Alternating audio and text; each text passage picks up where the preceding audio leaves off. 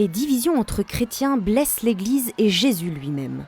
Durant l'audience générale sur la place Saint-Pierre, le pape François a souligné à nouveau les drames et la honte de la division entre les disciples du Christ. Les déchirures enracinées dans l'histoire, de nombreuses fois marquées par des guerres, aujourd'hui ne doivent pas empêcher le communisme spirituel, la volonté de marcher ensemble et de prier les uns pour les autres. Ce qui est certain, c'est que dans un monde ou dans l'autre, derrière cette déchirure se cache toujours l'orgueil ou l'égoïsme qui sont cause de toutes les discordes et qui nous rendent intolérants, incapables d'écouter et d'accepter celui qui a une vision, une position autre que la nôtre. Devant tout ceci, le pontife a demandé de prier et de cultiver une ouverture renouvelée en accueillant tout ce qui est valide et positif, tout ce qui nous est offert par les personnes qui ont des positions différentes. Le Seigneur, a-t-il poursuivi, nous demande de ne pas fixer le regard sur ce qui divise, mais plutôt sur ce qui unit.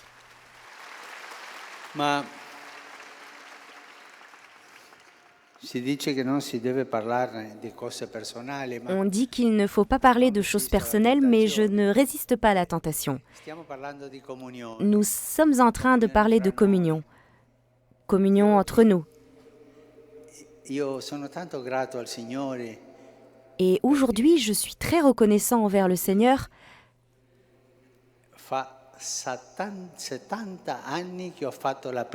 Parce que ce sont les 70 ans de ma première communion. Il faut savoir que faire sa première communion signifie entrer en communion avec nos frères dans l'Église, mais aussi en communion avec tous ceux qui appartiennent à différentes communautés, mais qui croient en Jésus. Quand nous prions, nous demandons au Seigneur beaucoup de choses et lui nous donne encore plus. Il nous donne un don plus grand, le Saint-Esprit. Le pape François s'est ainsi exprimé dans l'homélie de jeudi matin à Sainte-Marthe en commentant l'évangile de Luc tiré de la liturgie du jour dans lequel Jésus éveille à la confiance dans la prière. Demandez et l'on vous donnera, cherchez et vous trouverez, frappez et l'on vous ouvrira. C'est le propre de la miséricorde de Dieu de pardonner. Nous le savons tous, et d'être généreux et de donner toujours et encore plus. Nous demandons, et lui, il donne ce que la prière n'ose même pas espérer. Peut-être que dans la prière nous demandons cela, et lui, il nous donne plus, toujours plus. Cela, c'est le don. Cela, c'est le vrai plus de Dieu.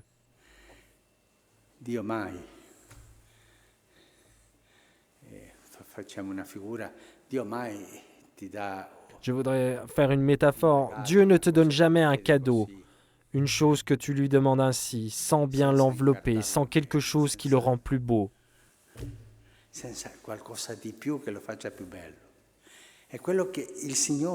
Ce que le Seigneur, le Père, nous donne en plus, c'est l'Esprit. Le vrai don du Père, c'est ce que la prière n'ose même pas espérer.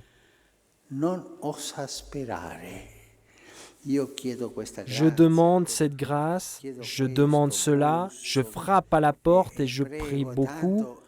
J'espère seulement qu'il me donnera cela. Et lui, le Père, me donne cela et plus encore. Le don, le Saint-Esprit. C'est lui qui nous accompagne et qui nous apprend à prier.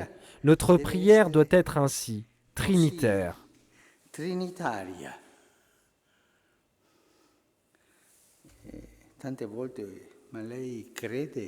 Tant de fois j'entends ce discours, mais vous, est-ce que vous croyez? Oui, en quoi croyez-vous? En Dieu. Mais qu'est Dieu pour vous? Dieu. Mais Dieu n'existe pas. Un tel Dieu n'existe pas. C'est le Père, le Fils et le Saint-Esprit qui existent. Ce sont des personnes et non pas une idée en l'air. Ce Dieu en spray n'existe pas. Ce sont les personnes qui existent. Jésus, notre compagnon de route qui nous donne ce que nous demandons. Le Père qui s'occupe de nous et qui nous aime. Et le Saint-Esprit qui est le plus, ce que notre conscience n'ose même pas espérer.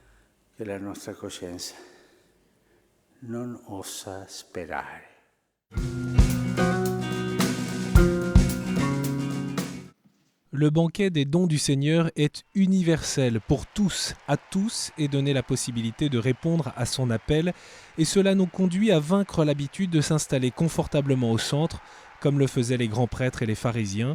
Il s'agit de s'ouvrir à toutes les périphéries et reconnaître que les marginaux, même celui qui est rejeté et méprisé par la société, est lui aussi objet de la générosité de Dieu. Le pape François a ainsi commenté avant la prière de l'Angélus la parabole de Jésus et de l'invitation au banquet des noces dans l'évangile de ce dimanche. Nous sommes tous appelés à ne pas réduire le règne de Dieu aux limites de notre toute petite Église, a ajouté le pape. Nous sommes appelés à dilater l'Église aux dimensions du règne de Dieu. L'unique condition est d'endosser l'habit de noces, c'est-à-dire témoigner de la charité concrète envers Dieu et envers son prochain. Après la prière de l'Angélus, récitée avec plus de 40 000 fidèles réunis sur la place Saint-Pierre, le pape François a rappelé la béatification à Sassari du frère mineur conventuel Francesco Zirano, qui a préféré être tué en 1600 en Algérie plutôt que de renier la foi. Sa courageuse fidélité au Christ, a dit le pape, est un acte d'une grande signification, spécialement dans le contexte actuel de persécution impitoyable contre les chrétiens. Il a aussi parlé du nouveau drame à Gênes. En ce moment, notre pensée va à la ville de Gênes, une fois encore durablement touchée par les inondations.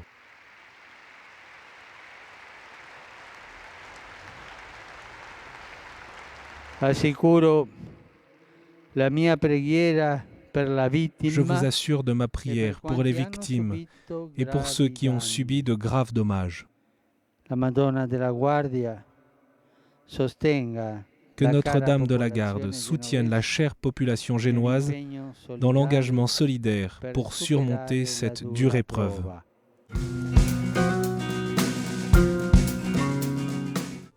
Jésus nous invite à nous ouvrir aux surprises de Dieu, à comprendre les signes des temps, a martelé le pape François dans l'homélie de la messe de lundi matin célébrée dans la chapelle de la maison Sainte-Marthe en commentant les paroles de Jésus au docteur de la loi.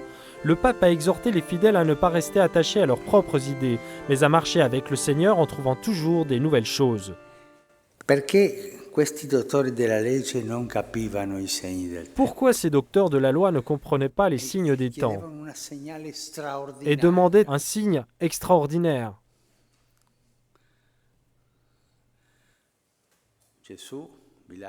Jésus le leur a donné après. Mais pourquoi ne comprenaient-ils pas? Avant tout parce qu'ils étaient fermés. Ils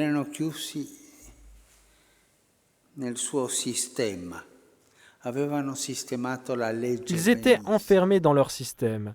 Ils avaient très bien élaboré la loi. Un vrai chef-d'œuvre. Tous les Hébreux savaient ce qu'on pouvait faire, ce qu'on ne pouvait pas faire, jusqu'où on pouvait aller. C'était tout un système.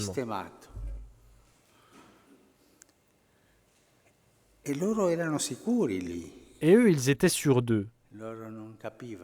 Ils ne comprenaient pas que Dieu est le Dieu des surprises, que Dieu est toujours nouveau. Jamais il ne se renie, jamais il ne dit que ce qu'il avait dit était mal, jamais.